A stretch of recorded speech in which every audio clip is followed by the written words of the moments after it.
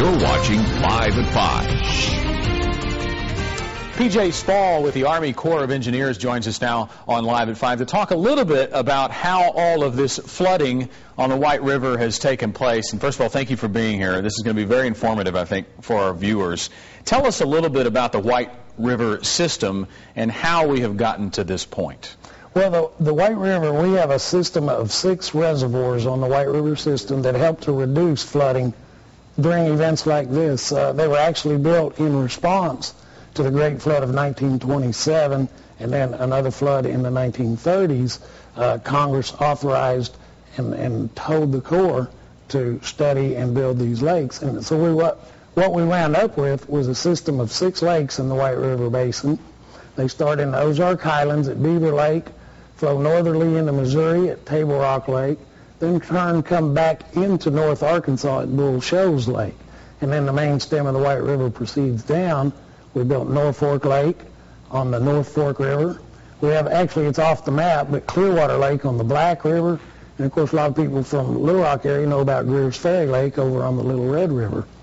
All those work together as a system to reduce flooding in this watershed. And clearly all of these locations have received tremendous rainfall in just the past couple of weeks.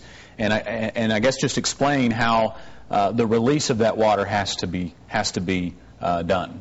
Well, you're right. We did have tremendous rainfall, and the estimates throughout that basin ranged anywhere from 12 to 20 inches of rain, depending on where you were.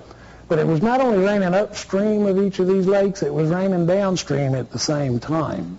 So what we did, as those rains developed and the water started coming in from all the other tributaries that don't have dams on them, actually only about 40% of the White River Basin has a dam on it, and about 60% of that large basin is what we call uncontrolled.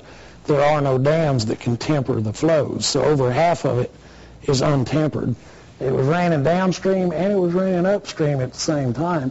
We shut back releases and actually allowed those flood pools in those lakes to start filling. And all of them, well, all but across the top tier, all but Bull Shoals are still completely full. Bull Shoals is somewhere around 85% full, and Greer's Ferry didn't get as much rain. It's about 2/3 full. Now, we captured all of this water, and we're going to continue to hold it in these lakes until the rivers settle down some and we can start releasing it in a controlled fashion. But by holding all that water, we kept all that water from coming down. If those dams weren't there, all that water would have come down and added to all this extensive flooding that we're seeing on the White River and the Black River. In southeast Missouri, they blew a dam on the Mississippi River to save the town of Cairo, but in the process flooded intentionally some homes and farmland. Tell us about the decision-making process. Is it strictly to do with water levels as to when you decide to release the water? Well, of course, that's unrelated to what we're doing in our White River operations. That's kind of a separate issue. But there are similar factors that come into play. On the White River system, we have an operating plan for how we operate all 6 of those lakes together as a system.